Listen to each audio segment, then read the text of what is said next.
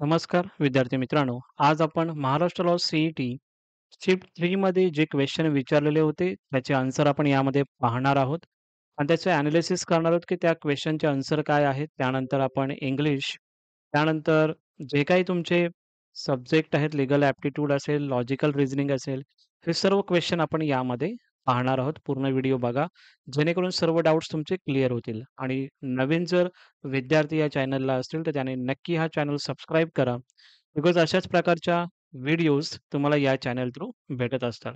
नंतरला तुमचे cap round सुद्धा चालू होणार आहे. सो तेव्हा पण तुम्हाला या चॅनलचा उपयोग नक्की होईल. चला तर मग आता आपला जो टॉपिक आहे त्याला आपण डायरेक्टली चालू करूया. यामध्ये स्टॅटिक आणि जीके आणि करंट अफेअर्सचे जे क्वेश्चन आहेत ते आपण घेत आहोत डायरेक्टली. फर्स्ट क्वेश्चन विचारलं होतं, who discovered the John Friedrich measure.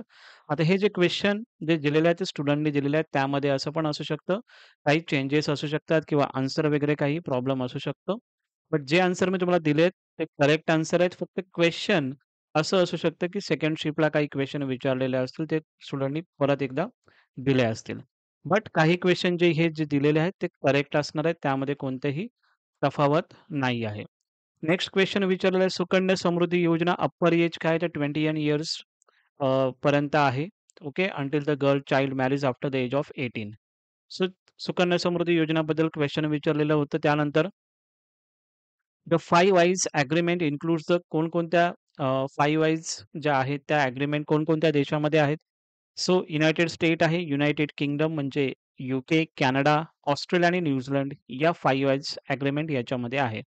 Next question आहे, who was the Miss Universe 2021? Harnaaz Kaur Sandhu.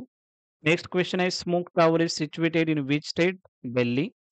Next question विचारलं होतं या शिफ्टला एआयचा फुल फॉर्म काय आहे? Artificial intelligence. नंतरला IFCचा फुल फॉर्म विचारलेला, इंडियन फायनान्शियल सिस्टम कोड. नंतर नेक्स्ट जो क्वेश्चन विचारलेला, which river does not originate from India? So answer is Brahmaputra. Next question विचारलेला होता, Indus valley civilisation as known as Harappa civilisation. Next question विचारलेला, quantum communication satellite country name. So answer is China.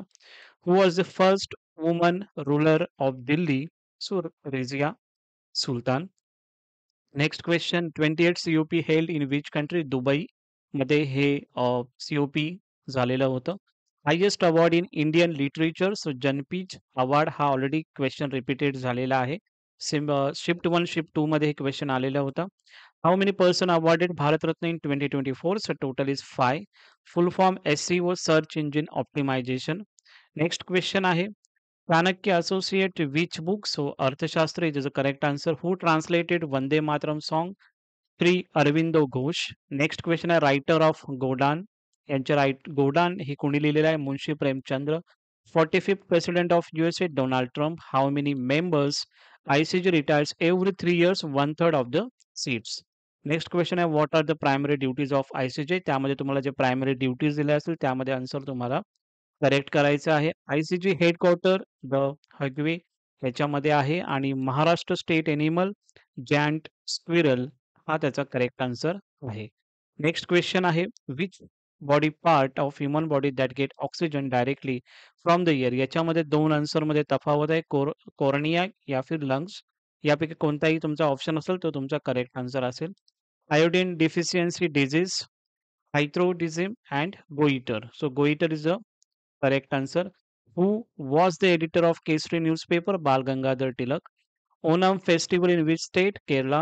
And last question is, which mountain ranges in the western part of Maharashtra? Sahyadri. It is the correct answer. Next question English वरती होते. फोनी सिनॉमिनस विचारलं तर fake हा त्याचा सिनॉमिनस आहे.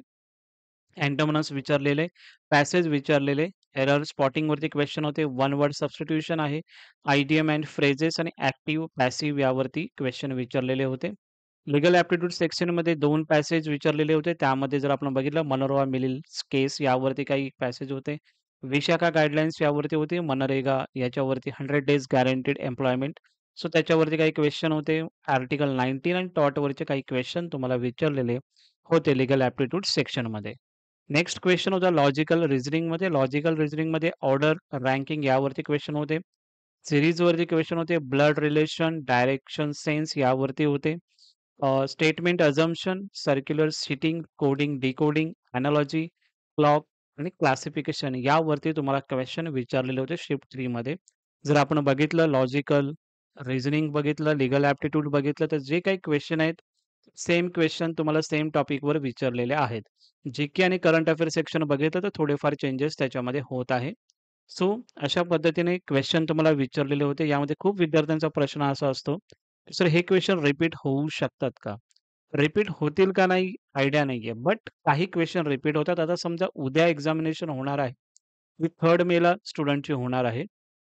So shift 1 आणि shift 2 आणि शिफ्ट 3 चे जी-केचे जे काही क्वेशन आहेत ते एकदा बघून घ्या. जर ते आले तर तुम्ही चांगल्या पद्धतीने तिकडे टॅकल करू शकता. येईल किंवा नाही हे आपल्या हँडमध्ये नाहीये. बट जे क्वेशन आपल्याला झालेले आहेत शिफ्टमध्ये, ते शिफ्टमध्ये क्वेशन देणं हे माझं काम आहे. जेणेकरून तुम्हाला ते जर क्वेशन जर रिपीट झाले, तर तुम्ही चांगल्या पद्धतीने आन्सर तिकडे देऊ शकता. ओके. आय होप तुम्हाला हा व्हिडिओ समजला असेल. समजला असेल तर नक्की या व्हिडिओला लाईक करा. हा तुमचा चॅनल आहे तो डेफिनेटली याला सबस्क्राईब सुद्धा करा आणि नोटिफिकेशन जे बेल आयकॉन आहे त्याला प्रेस करा जेणेकरून नवीन व्हिडिओ तुमच्यापर्यंत येत राहतील. Thank you so much.